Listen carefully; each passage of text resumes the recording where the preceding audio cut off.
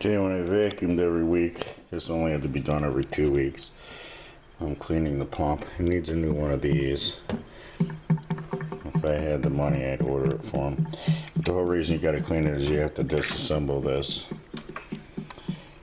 And I'll take it all apart, even that little thingy comes out. And this kind of doubles as a cleaner. You can scrape all the gook out of both thingies so that it'll pump good again. And you gotta blow all the hair out of it.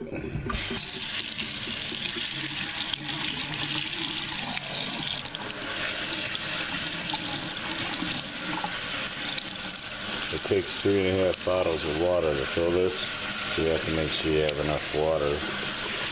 You don't want to start feeding these cats,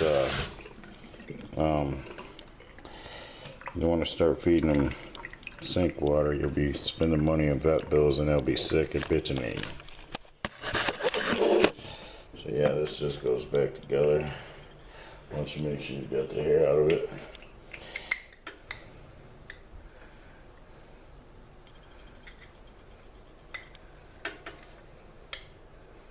Okay, and it's going to go in there once I get this cleaned out.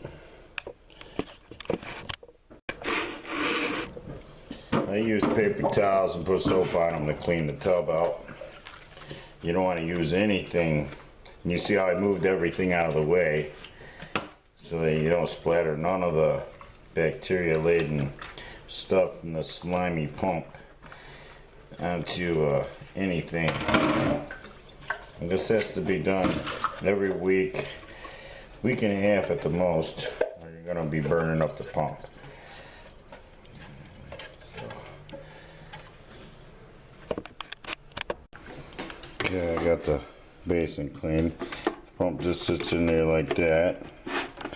Now this thing here, you can't have it bottomed out because then you have to stick your fingers in the water to catch it. So I turn it up a little bit to where it'll be above the water, and you can just take your finger. And that's the lowest right there. All the way to the left is the lowest. And you start there. If you start it fast, it sucks the hair in too quick and you only get a few days out of it. So you want to start it low. And as the week progresses and it starts slowing down, you turn it up a little bit. Turn it up a little bit more. Turn it up a little bit more. Turn it up a little bit more, because you want the water to be hitting right about where the water is when it's full. Once it gets to where it's not doing that no more, topped out like that, then you have to clean it because it's going to be clogged soon. And it was full of hair and gunk. So now I'm just going to rinse that real good. Rinsing is very important. If you don't get it rinsed good, you know. Okay, yeah. This wire, because Johnny Gray has already chewed it, as you can see, the wire has to be, now you gotta leave some wire up like that, otherwise you'll never get that little plunger thing out. You'll fight. Yeah, you just, yeah, wrap this up like this and twist it around.